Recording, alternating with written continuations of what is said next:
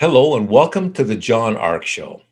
Today, we're going to interview British Ministry of Defense UFO investigator Nick Pope. Before we begin, I want to encourage you to subscribe, like, comment, and follow us. We're going to have a lot of great celebrity interviews coming up, so I encourage you to click on the notification bell so you can be notified every time we upload a new episode.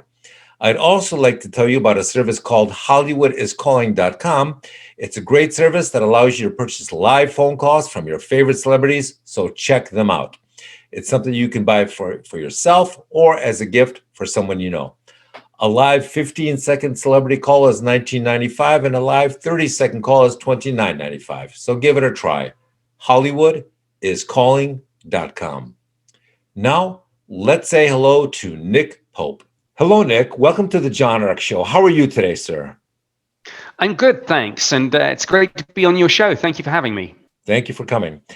Nick, you worked for the British Ministry of Defense from 1985 to 2006. And for a portion of that time, you were on what is more commonly known as the UFO desk. Now, your duties included investigating reports of UFO sightings to see if they had any defense or military significance. Did you have the ability to test or explore or try to confirm any of the information or data that you received at that time? Yes, I did. There was very much a fixed methodology to this. We would interview the witnesses, and we were particularly interested, of course, in cases where those witnesses were our own people, military personnel, pilots in particular. And in terms of the data we had and the investigations we could do, radar evidence was a big part of it. So we could see if anything was being tracked on the radar at the time of these sightings. And the other side of it was photos and videos. If we had those, we could have access to intelligence community imagery analysts, resources and capabilities, and we could try to get to the bottom of it that way. So we had a lot of data. What percentage of the time do you think you had actual radar imagery to corroborate what the eyewitnesses told you? I think people would be surprised how small a percentage it is. And there's an odd reason for that, which I guess, is obvious when you say it, but not until you do. Military radar systems are very much configured to look for specific things coming from specific directions. So, for example, with the United Kingdom, our radars are predominantly looking north and east because they were really designed for the Soviet and Warsaw Pact threat. What radars don't tend to do is look straight up over the mainland UK, whereas, of course, if we really are being visited by extraterrestrials, as some people believe, I guess that's the way they'd come, straight down out of space and through our atmosphere. But as I say, that's not the way our radars are configured. Right. So tell me about, one or two of your more interesting UFO sighting reports that you received. Would it be the Tic Tac sighting or is there something else? Well, something else. Tic Tac was something that happened in the United States more recently. So, of course, my responsibility for this was only in the UK. But, I mean, we can certainly talk about the Tic Tac. In fact, why don't I start with that and give you some thoughts, if you like, just because it's such a kind of current topic. Well, we're going to get into that later. But tell me about the one you were going to tell me.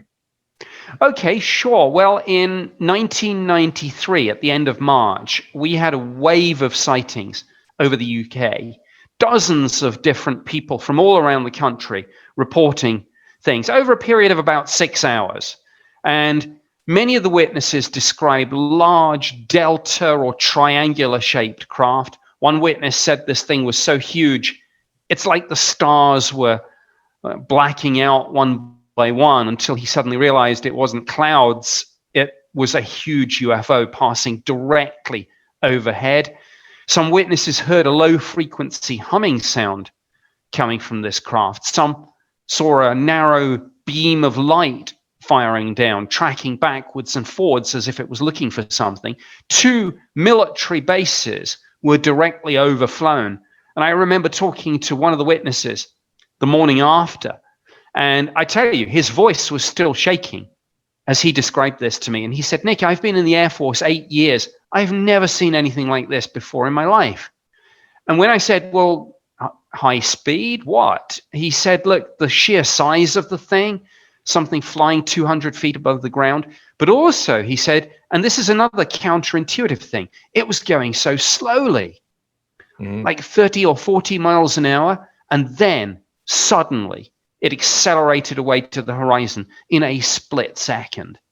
And his voice was still shaking when he was telling me about this. You mentioned the low humming sound. Have you heard that description before, as it relates to other UFOs that may have also had anti-gravity drives? Do you think that was somehow related to the anti-gravity drive? Well, it's an interesting point. We don't know, but it's obviously two of the most interesting things about all of this, if we're dealing with exotic technology, and particularly if we really are dealing with extraterrestrial visitation.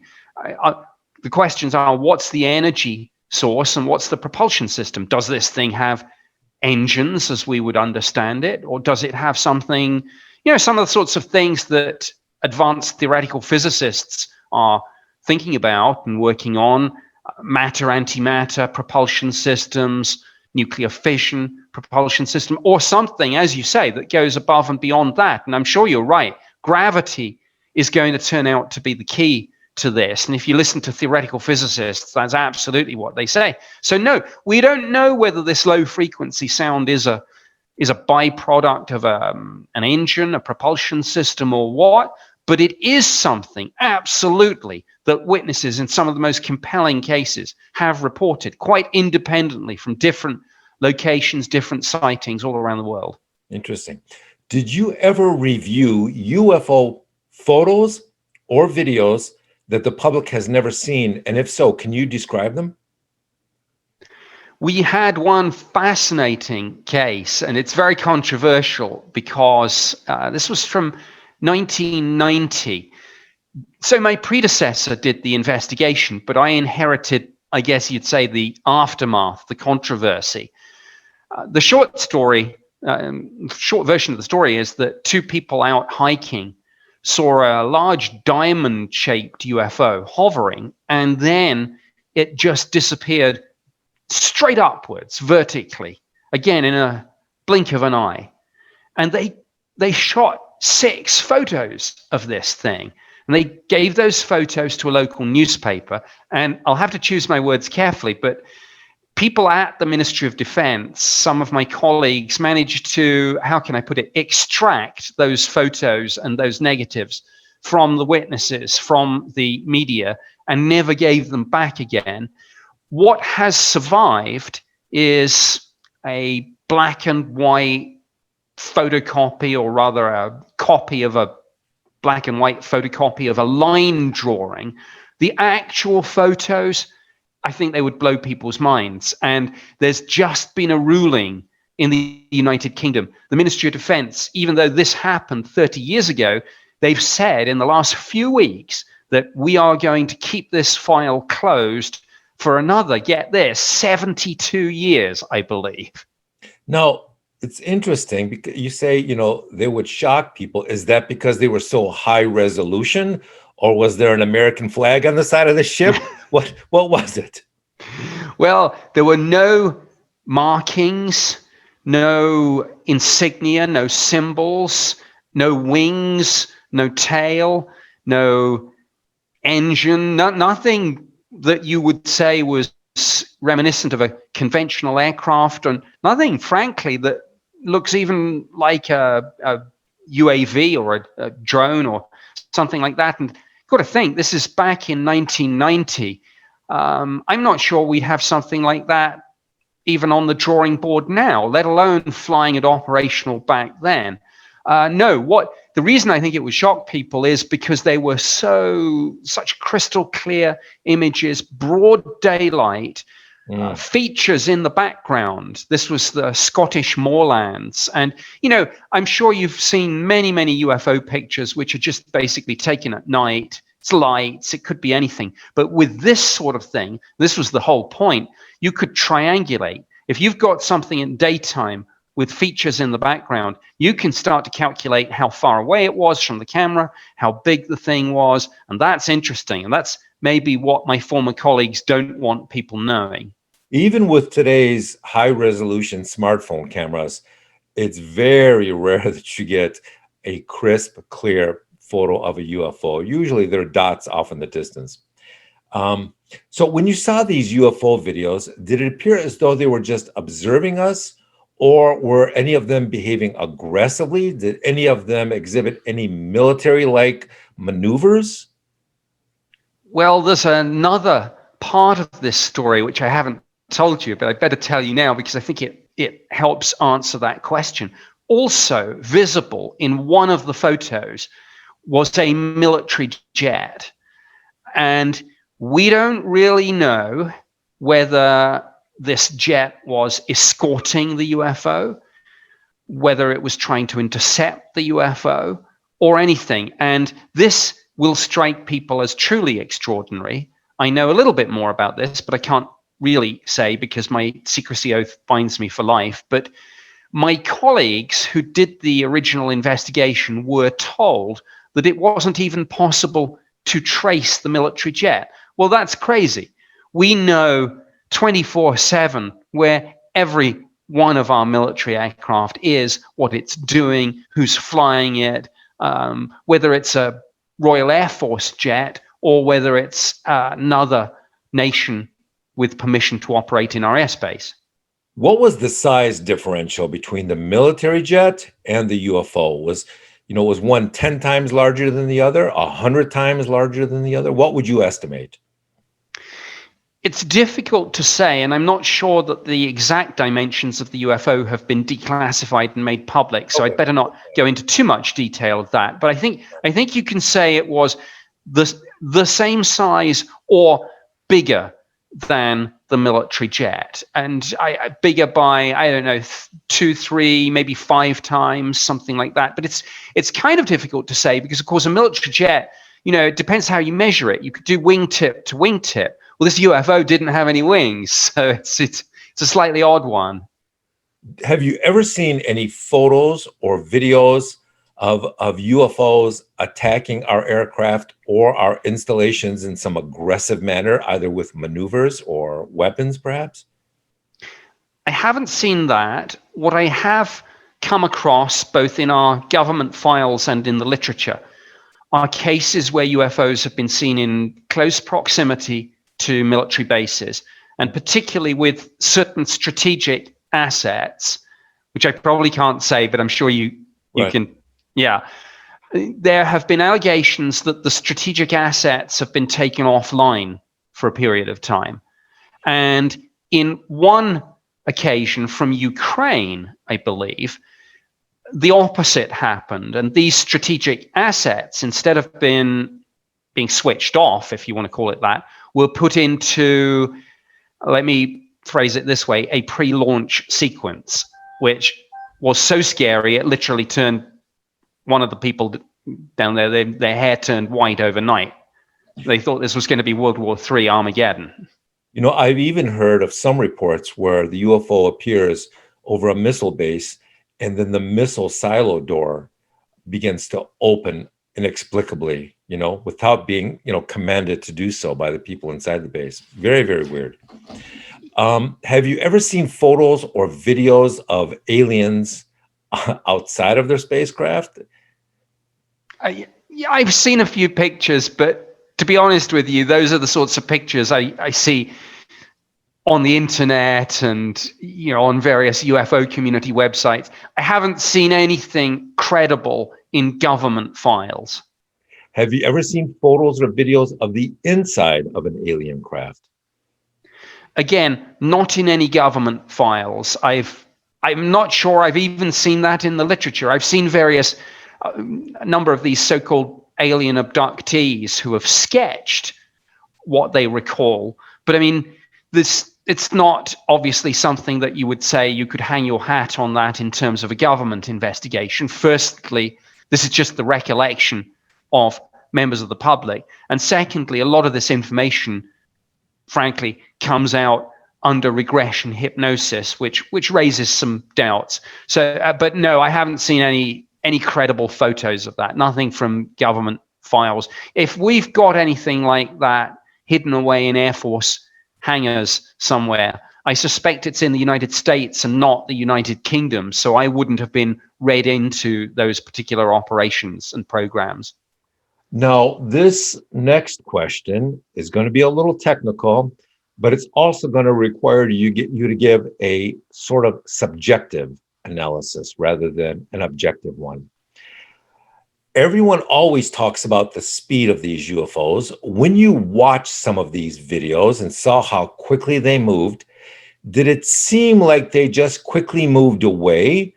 Or did they move so quickly that it looked like they just may have disappeared into some interdimensional portal? I know that's very difficult to say. High speed is high speed. But did you ever get a sense for which it was? No, and I think I would also say it could be both. Mm-hmm. I don't think, just as I doubt there's one neat solution, a single solution to the UFO mystery, I'm not convinced that all UFOs behave necessarily in the same way, just as you could say not all aircraft behave in the same way. And you could, with our own frame of reference in mind, you could say, well, there's a world of difference between, say, a helicopter and a stealth fighter. So I don't rule out both options. But one thing that is interesting is that in very few, if any, cases that I can recall, has there been a sonic boom reported by the witnesses. And that might just be indicative of either some, I don't know, exotic propulsion system or cloaking device, or, as you say, some sort of new physics that does involve interdimensional intrusion, which would maybe also explain some other things like apparent lack of satellite data, apparent lack of space tracking radar data, because a lot of people don't realize we have space tracking radar too. So that slightly qualifies my earlier point about the more conventional air defense radar. But it's a complex situation. So have you ever seen any technical analysis done by anybody else of what the anti-gravity drives on these ships may appear to be like, how it may work? Any speculation, any theories? Well, there's a lot of speculation and theories. And of course, people like Bob Lazar, the famous Area 51 whistleblower, has talked about anti-gravity propulsion. It's slightly more, I suppose, easy to prove. I went in 2001 to a field propulsion conference held at University of Sussex in the UK, where a lot of the world's leading experts on exotic propulsion systems were there and presenting. And recently, in the last 3 years, it's been revealed that the Pentagon had a program called ATIP, Advanced Aerospace Threat Identification Program. And when the Defense Intelligence Agency wrote to Congress about this, attached to the letter was a list of 38 scientific and technical studies. And some of them did, yes, absolutely, get into discussing things like anti-gravity, invisibility, stargates, wormholes, and warp drive. And this is in a letter, the declassified letter sent to Congress. So this is not disputed. So these things, yes, theoretical physicists have started speculating and briefing Congress on how all this might work. You know, it's interesting. A moment ago, you mentioned that there was no sonic boom when they accelerated. And that suggests something really interesting. If you're a conventional military aircraft that is passing through the air at high speed, moving the air molecules over and under the wing edges, then there would be a sonic boom. But if you had some kind of anti-gravity drive, which altered everything around the outside of your aircraft in a way that allowed you to pass through the air without contacting it, then that would suggest something else. It would. And if we're really talking about interstellar travel, of course, most of the journey is in an absolute vacuum anyway. So that certainly is an interesting point. And I think anyone interested in a deep dive into that should have a look at that DIA letter to Congress and some of the technical studies listed in the attachment. Not all of those studies, by the way, have been made fully public, but I think with the titles, there's enough out there in the literature for people to follow the breadcrumbs and see the sorts of papers that have been openly published.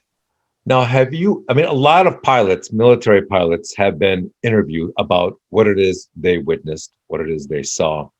Have you ever interviewed any military pilots who saw UFOs, who submitted reports, but then after you conducted your personal interview of them, they actually told you things which they were reluctant to put in the report?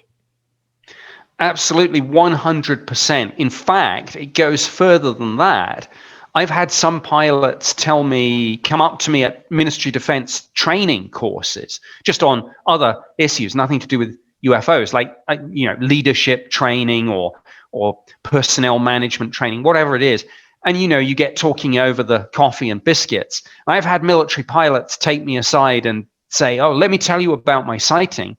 And I've said, "Look, I shouldn't do this, but as a favor, I'll go back to the office and dig out your report," just as a nice little blast from the past, only for them to look a little bit sheepish and say, "Well, I didn't file a report," because of the fear of being disbelieved, the fear of being ridiculed, the fear of being given a psychological evaluation, and worst case scenario, having the chain of command think this person shouldn't be flying. I think that's very unfair, but that's the perception in some quarters of what UFO witnesses are like. The situation's changing now, but yeah, sure, there is always a lot more that I get from personal interactions with these people than you will necessarily ever read in the official files. And did they ever tell you anything that wasn't in the original file that completely stunned you, that floored you? Well, I think it tends to be a little binary. So I'm going to say no to that. The people tended either to make a report or not to report at all. Yes, they did, if they made a report, slightly self-censor, I guess you'd say, and they toned things down. But I think of those who made a report, nobody kept out an absolute smoking gun fact that should have been in there. So this next question, once again, is a hypothetical. Let's say that you are evaluating data and videos and photographs of UFOs. And the question arises, are you looking at a UFO from another planet, or are you possibly looking at a UFO that was reverse engineered from an alien craft that crashed on this earth and created by another country? Are there any metrics or ways to discern the difference between the two? Because ultimately, we don't just want to know if it's from another planet. We want to know if it's from another nation on this earth. And I'm not sure which one is more troubling. Perhaps another nation on this earth having that kind of technology is more troubling. But is there any way to optically or with radar or other sensors to discern the possible difference between those two options? Well, there are a couple of things that you could do. So, for example, if you actually had something in a hangar and could get your hands on it, you could perform some tests like X-ray diffraction, but particularly isotopic ratio analysis, which would tell you whether something was effectively constructed on Earth or not on Earth. I mean, the analogy I sometimes give is, supposing I try to sell you a big meteorite and you pay $10,000 for it. You want to know that that's genuinely a meteorite and not just a rock that I picked out of my backyard. The good news is, and I guess there would have to be, otherwise this would go on all the time, there are tests that you can do because things down here on Earth are protected by our atmosphere from the cosmic rays that one finds in space. And this leads to these isotopic changes. So yes, there are some tests. If I'm giving you a kind of flippant answer, that was the serious answer. If I was giving you the flippant answer, I would say that humans, being what they are, if somebody had back engineered something, whether it was the United States, United Kingdom, Russia, China, they'd probably put their own flags and emblems on it somewhere, as you mentioned in one of your earlier questions. So yeah, there are things that you could do, but it's an interesting point because Senator Marco Rubio has talked about this whole issue recently because the Senate Intelligence Committee, where he's acting chairman, has demanded a report on UFOs from Director of National Intelligence. And Marco Rubio, in one interview, he said, look, I hope we are dealing with extraterrestrials because, frankly, if this is something that Russia or China have produced, we're in big trouble because of the speeds and maneuvers and accelerations reported. If an adversary has that, well, like I say, and when somebody like Rubio is giving an interview quite openly saying, I hope this is aliens, what a different world we're in to the situation 2 or 3 years ago when this sort of stuff was just regarded as fringe talk, crazy talk. And let's take it a step further. Let's pretend for a moment that these aliens from another planet are particularly diabolical and Machiavellian. And let's say they want to be very disruptive and troublesome. They could very easily send a craft to this planet of their own, send it over US territory, and have Chinese symbols appear on the side of the craft.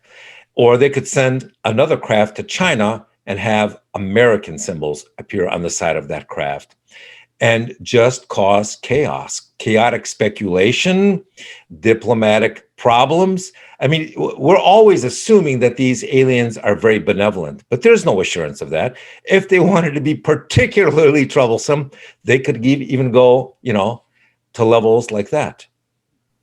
They could indeed, and it might be a psychological test. It might be a part of a military reconnaissance ahead of goodness knows what. But you're quite right. I mean, frankly, any civilization with the technology to travel between the stars. And people say we've got a space program, but it's nowhere near interstellar travel. We're launching bottle rockets compared to what aliens are doing.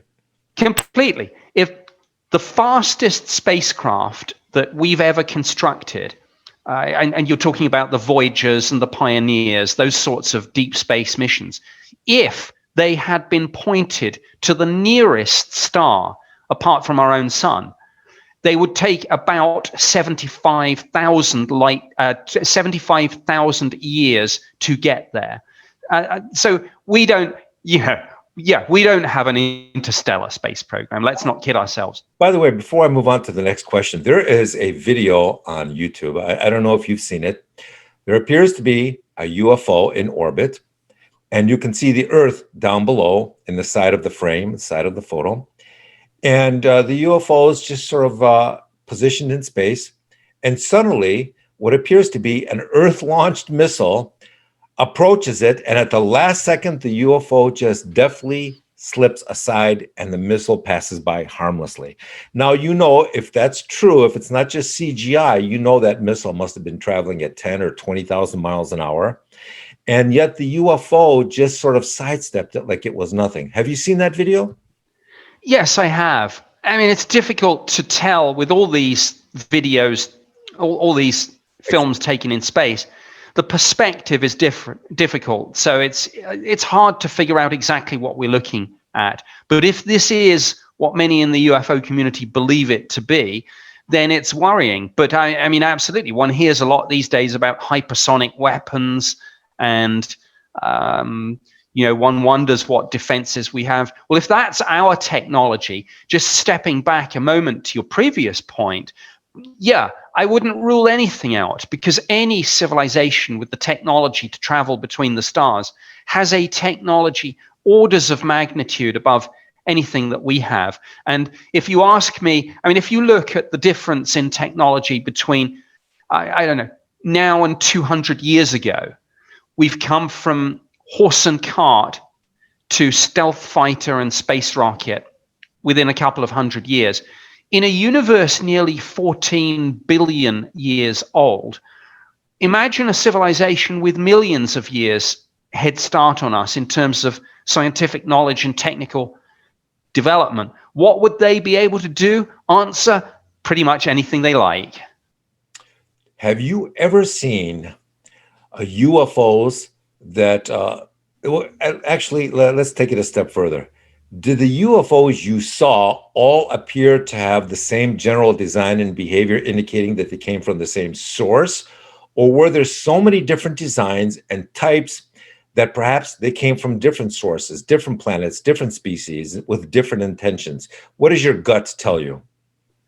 My gut tells me they come in all shapes and sizes. And I think the prospect of there being just one other civilization in the universe apart from us is probably as vanishingly small as the chance of us being alone. In other words, when people say, what do you think the aliens look like? Or what do you think their ships look like? I say there's going to be a whole spectrum. Different UFOs, different aliens, different levels of technology, and different motivations. There's going to be a spectrum. Out there, there will be some wonderful things, but there may also be some truly terrible things too. People have speculated, for example, about so-called super predator species, maybe not even biological, post-biological super predators, AI programmed and maybe now modifying its own program, just wiping everything else out because it sees it as a threat or impure. You know, taking that logic a step further, some of these aircraft, UFOs visiting our planet, may not even be inhabited anymore because the species has died off thousands of years ago. So now perhaps these UFOs are just coming over here on a purely automated basis, executing software instructions that were created thousands or tens of thousands of years ago. These ships may be empty, some of them. Absolutely. And I think travel in interstellar space, even if there's some sort of workaround to the faster than light problem, so even if you can figure out warp drive or wormholes or something like that, space travel is going to be difficult and dangerous and very long, and lots of cosmic rays and gamma ray bursts and all sorts of things which are, generally speaking, lethal to any biological material. So I'm sure you're right. These things will either be unmanned or they'll be crewed by machine intelligence. And of course, even if you go at sublight speed and it takes tens of thousands of years, to a self-aware machine that can simply shut itself down and switch itself back on 100,000 years later when it gets to its destination, that would be nothing. Or they could have been manned when they were launched from some distant planet, and by the time they get here, they could just be flying caskets, with the astronauts inside, the alien astronauts inside, cooked by some cosmic event on the way here. But yes. Have you ever seen any reports or interviewed anybody who claims they saw the inside of a UFO? Because there are all sorts of reports in the US media over the years of people who claim they were beamed up to the ship and experimented on. Have you ever seen anything credible that would resemble that sort of thing? I've seen a lot of interesting accounts of this, but in terms of when you say credible, I mean, I think a lot of these people are very sincere, and they are recollecting events to the best of their ability. But as I mentioned, a lot of these accounts only come out under regression hypnosis. Mm. There's a lot of suggestion in the psychiatric community that this can jumble people's memories and maybe even create false memories. Yeah, that's like asking somebody to testify after drinking a 12 can of beer. Yeah, you know what? The physicist Michio Kaku put it best, and he was joking, but in a way his point is a serious one. He said his challenge to any of these people who say that they've been taken on a spaceship is next time it happens, steal something off the ship and bring it back. And that way we can study it in a laboratory. And frankly, without an artifact, that's really the only way. Do you know of any instances where British military aircraft fired upon a UFO? There have been no cases where they fired on a UFO.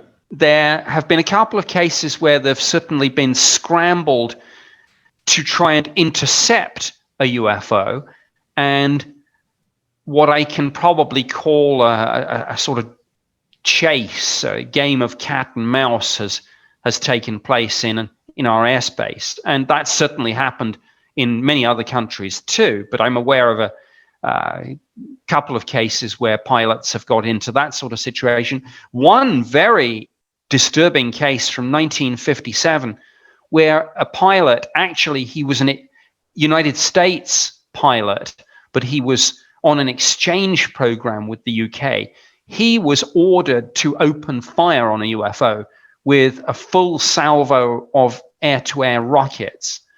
And he was flying, I think, an F-86 Super Sabre, as I recollect. And I met this guy years later when we declassified a file which had an affidavit from him in it. But up until that point, he couldn't talk about it. And he said, look, I thought I was on the verge of starting an interstellar war. And what happened was this UFO on radar, the size of a battleship, he closed to within, very close to the firing point. And then at that point, the UFO, from being completely stationary, just began to move away and then accelerated away and disappeared. So he never did get to fire his rockets, but he was ordered to open fire as soon as he was in range and able to do so. Thankfully, he didn't get to that point, but it was very close. How did you and the British government react when you saw the now famous Tic Tac UFO videos? You know, the radar imagery, all that stuff. Well, I had taken early retirement from the Ministry of Defense before that material was made public. So I never saw it through official channels. But when I heard about it and when I actually saw it, I mean, part of me wasn't particularly surprised. I thought, well, good. Of course, everyone knew, or anyone who's looked at this from within government knows that pilots see these things all the time. Radar operators track them. So now people have got to see 3 forward-looking infrared camera videos, and my reaction was great. Let's see some more.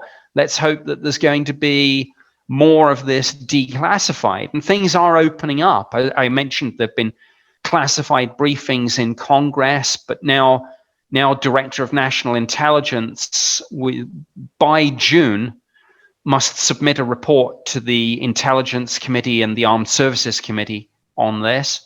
So lots is happening. So during the Tic Tac video, we saw what appears to be transmedium travel, where it dips into the ocean and starts passing through the water. I believe it was during that video, but if it wasn't, perhaps it was another video. Now, that's sort of interesting because no terrestrial technology, no engine, no prop plane can move underwater without having its flames extinguished, without having its engine stop. So by virtue of that, from that you can extrapolate that it cannot be terrestrial technology, because that technology just doesn't exist, to my knowledge. What do you think? Well, firstly, I think it's slightly problematic to say something doesn't exist, because particularly with these highly classified, deeply compartmentalized programs, there will be things out there that won't be made public for, depending on who you talk to, but 15, 20, 30 plus years. So I never say never. On the other hand, as you say, this transmedium travel, which was a term popularized by Luis Elizondo, the intelligence officer who ran the Pentagon's ATIP program and played a big part in helping to get these videos declassified and released. He calls it one of he calls transmedium travel one of 5 parameters that these UFOs have displayed, and it is very interesting. And I guess, if you see a video, as you see from time to time, of submarine launched ballistic missiles, you could just about say, well, okay, there is the tech to launch something under the sea and then it flies through the atmosphere. So again, I wouldn't say we don't have the ability to do something in that area, but it's always a question of degrees. And yeah, when David Fravor, one of the F-18 pilots who encountered the Tic Tac, was asked about this, he just said, look, I don't know what it was, but I want to fly one. And these top guns, as you know, they don't impress easily. Now, you're not going to be able to answer this next question, but it is such an interesting hypothetical when we came up with it that I'm going to ask you nonetheless, just to see what you're saying. Has it ever been your analysis that the video or the still photos or the witness testimony you were reviewing revealed the UFOs had the ability to anticipate or read the minds of our pilots and react to what they were going to do in a few seconds rather than what they were actually doing before they actually did it? Did you ever get that sense? Because I'll tell you why I say this. Because when I described that orbiting UFO a few minutes ago, where the Earth-launched missile shot up towards it, I wondered, did this thing simply detect its approach, or was it detecting the intent to approach it from a great distance, perhaps even at launch, and simply, responding to that attempt? Perhaps it's telepathy, perhaps it's some other form of sensing. Are they reading the pilot's minds, or are they just, responding to the maneuver of approaching aircraft? What do you think? Well, it could be both, but I mean, what a fascinating question. And the answer is yes, that has crossed my mind for 2 reasons.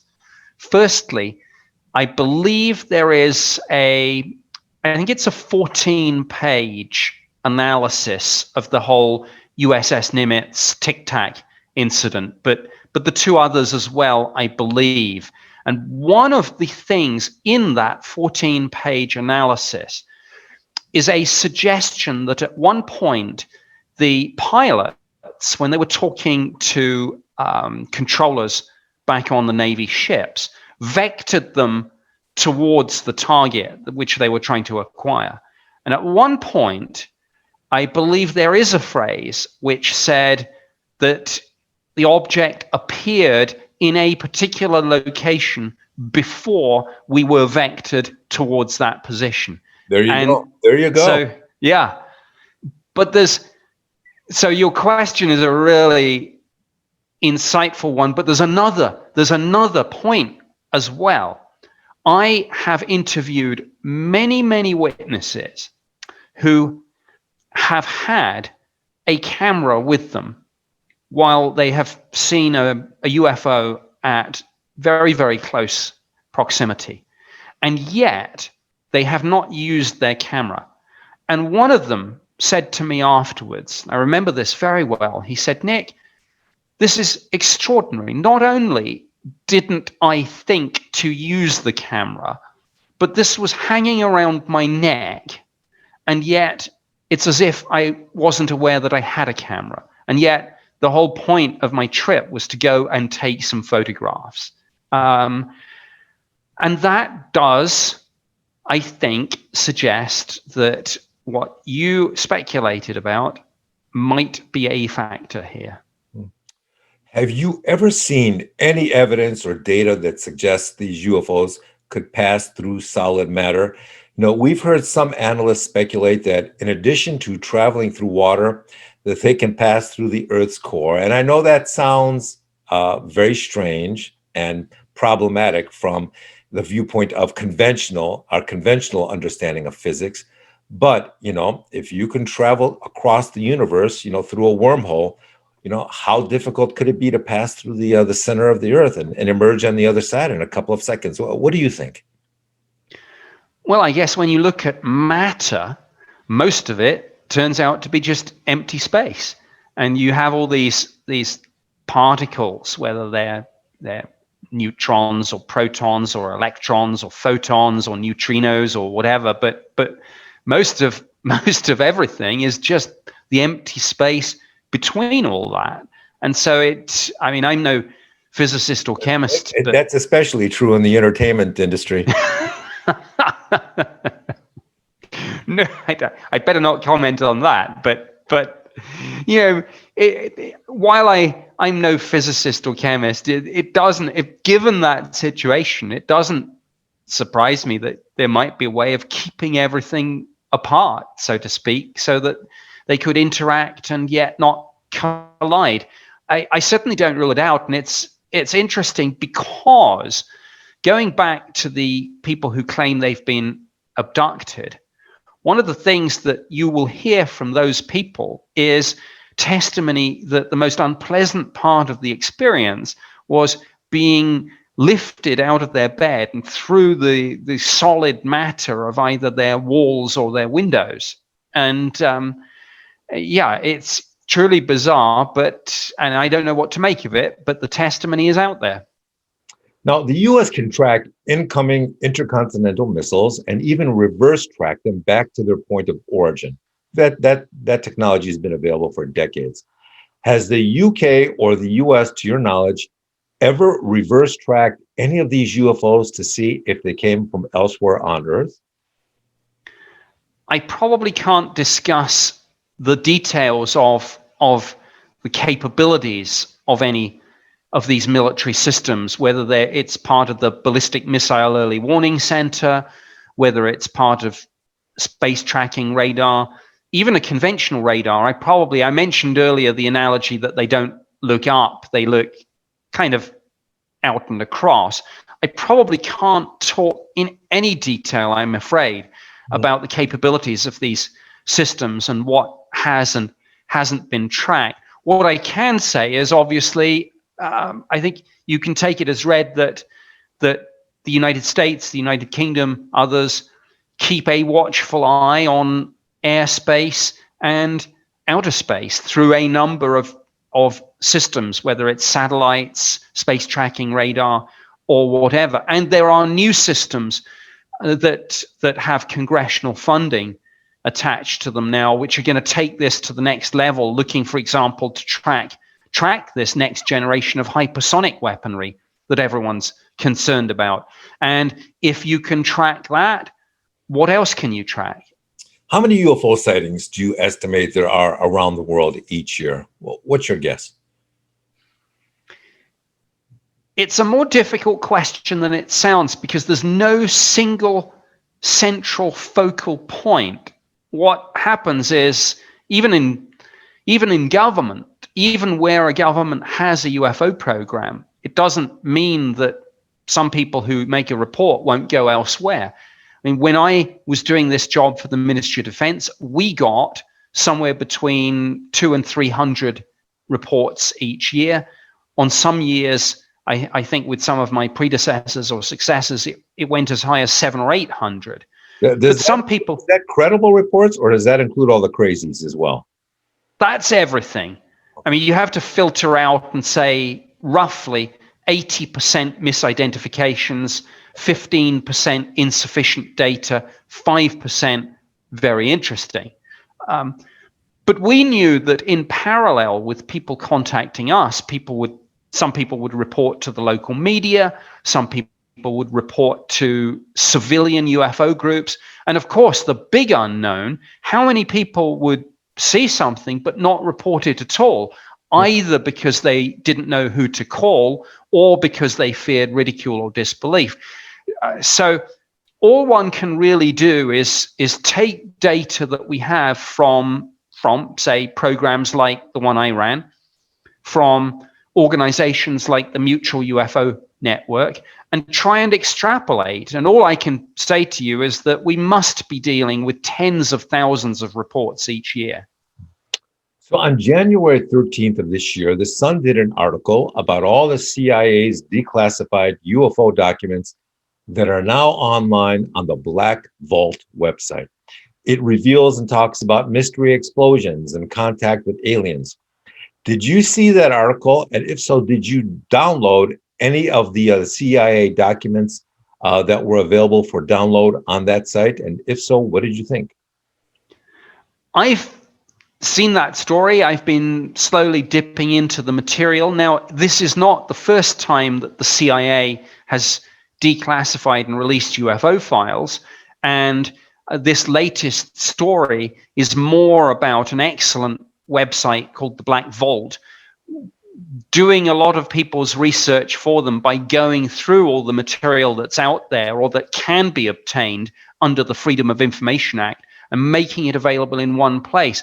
But almost self-evidently, if this is material that the government is letting people have, this is the stuff they're okay with us seeing. So I used an analogy with this story, and I said it's a little bit like a magician doing a magic show, waving the wand around in the hand, and of course that's deliberately designed to get your attention. But the real point, of course, is that the interesting thing is going on up the sleeve of his other arm, held behind his back. So the analogy holds, I think. And yes, there's some interesting material in these CIA files, but like I say, the really interesting material, firstly, it's not going to be in those files. Secondly, people may be looking in the wrong agency altogether, and looking at the Tic Tac and looking at the Pentagon's ATIP program suggests that the real action would be going on elsewhere anyway. But it's all good. It's all good stuff. Have you ever seen any evidence that the UK or the US have been able to effectively communicate with these aliens in some way? No, I've seen no evidence of that. I know that radio astronomers, of course, are thinking about what would happen if we detect a signal or a message from another civilization. And if there are civilizations out there, maybe the current, but certainly the next generation of radio telescopes should be big enough to detect them. And if we pick that up, people have started thinking about how could we decode it, decipher it. The SETI Institute, Search for Extraterrestrial Intelligence, have something they call a post-detection task group. Some professors, including one of the professors who worked as a consultant on the sci-fi movie Arrival, have been thinking about this. And it's all to do with the structure of language, how you can decipher meaning from language without maybe some sort of Rosetta Stone. Is it possible at all? But people are thinking about it.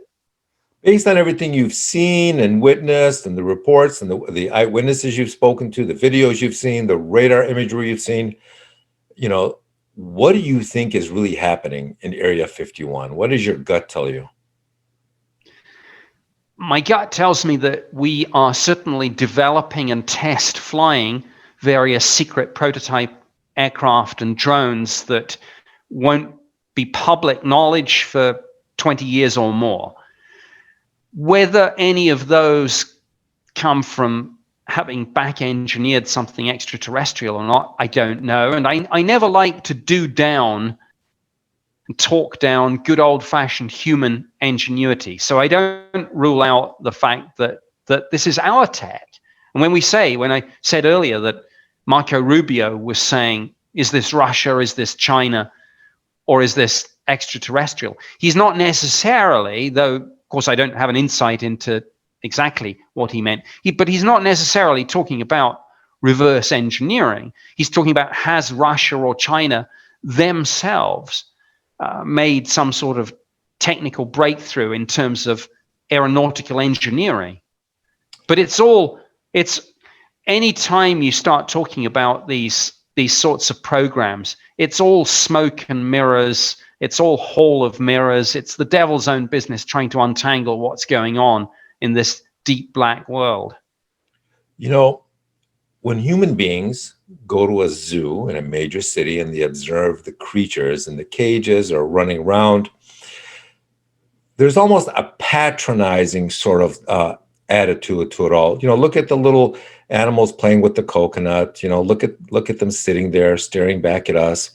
And eventually, after a few minutes, most people get bored and they move on to the next cage, the next group of animals, and they observe them for a few minutes until they get bored again. I would think that let's just assume these are aliens coming from another world to observe us as though we're in a zoo. I would think that after a few minutes, anybody who could travel interdimensionally, travel those great distances, they'd get bored of watching simple human beings doing simple things on Earth. So, I mean, unless these are some alien museum curators coming here to document what life must have been like a million years ago, I don't think there's much of interest for them to come here unless they have some other agenda. What do you think? It's one of the most intriguing questions in all of this is what is going on. If we're being visited, what is the agenda? Is it a prelude to invasion? Is it scientific study? Is it anthropology?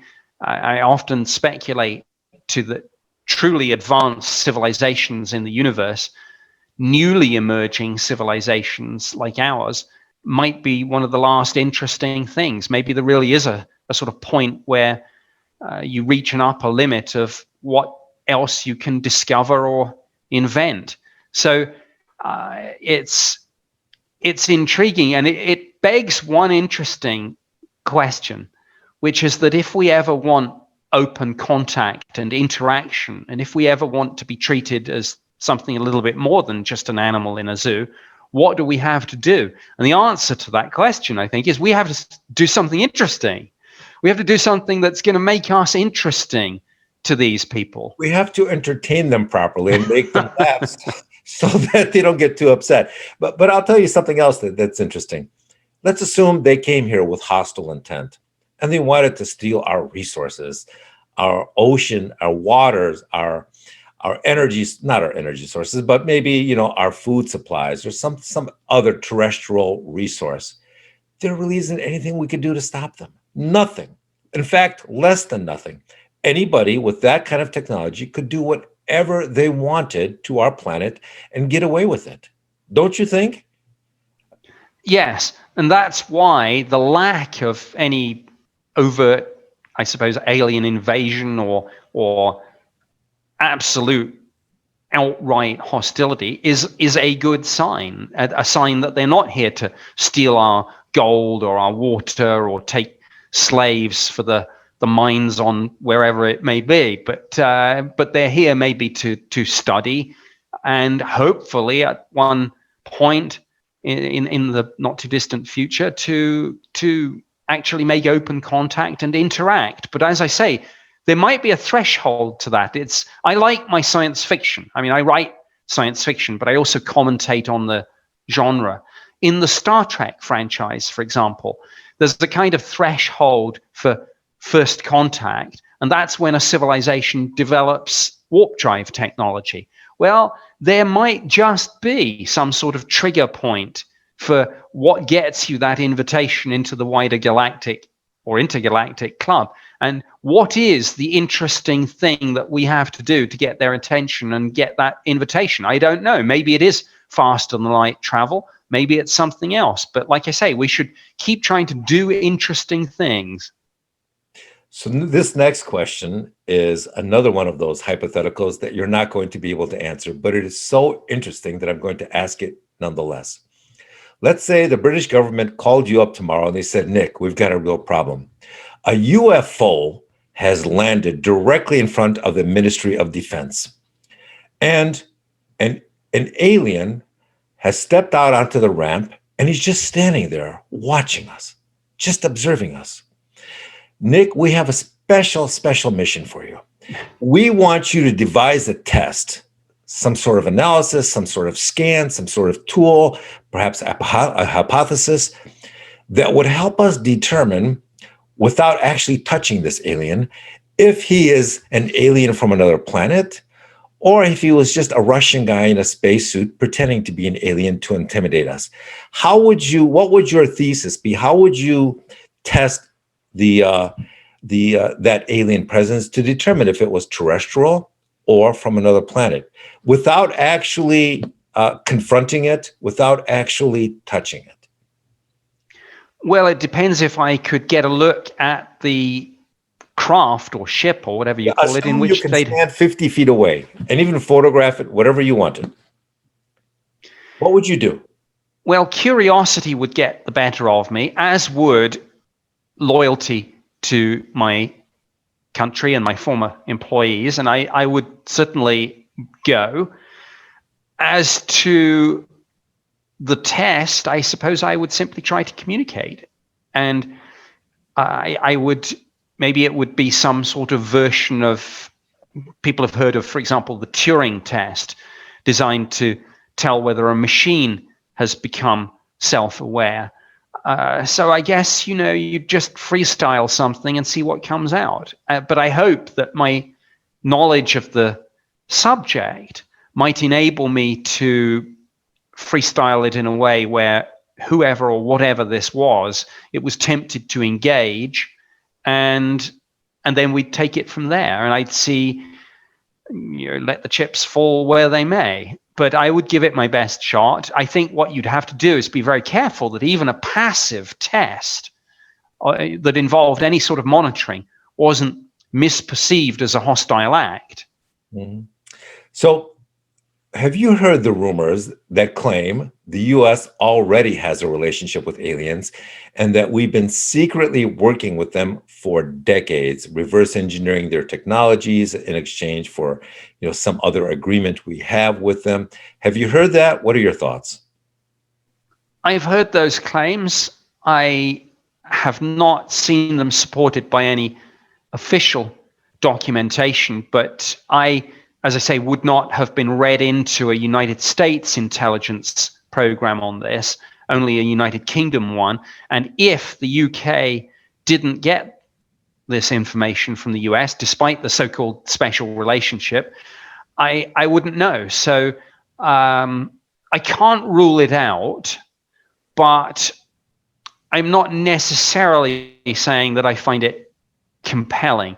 In one sense, I get the impression from the response to the Tic Tac incident and from what is going on in the United States Congress right now with the Intelligence Committee and the Armed Services Committee, that far from having all the answers and knowing all about this and trying to keep it secret, the US government is perhaps arguably a little bit coming too late to the party, but waking up to the fact that there's something going on that it needs to get a much more firm handle on. So I'm not sure I buy into all these theories. I get the impression government's trying to play catch up now and say, what's going on? Not, we know what's going on and we're hiding it. Well, before we wrap this up, is there anything you would like to promote? Well, I have a website where I put some fairly basic facts and figures about my government work on this. That's nickpope.net. It also links to my social media accounts. I have written some books. Some of them are a little dated by now, but they're all out there. They all, by the way, this will probably start a few conspiracy theories, but as you would expect, they all had to be submitted in manuscript form back to the government before they were published, just like when somebody in wherever it is, CIA, decides to write their memoirs. Well, so it was with me that I had to do this. So people are, I hope they find the books interesting, but don't expect that there'll be classified information in there. There isn't. I'm not a whistleblower. I play by the rules. Like I say, I hope it's something people find interesting, but all of that is on my nickpope.net website. All right. Well, listen, Nick, it's been a pleasure having you on the John Ark Show. I want to wish you continued success, and you are always welcome back on the show. Thank you very much. It's been great talking to you, and I must say we really did a deep dive into some fascinating questions, some factual, some of the more interesting hypothetical that I seldom get a chance to get into in interviews. So thank you. I want to thank our viewers for watching and tell you that we're going to have more great celebrity interviews and more breaking news stories coming up in the future. So we want to encourage you to subscribe to our channel and click on the notification bell so you can get notified every time we post a new episode. See you soon.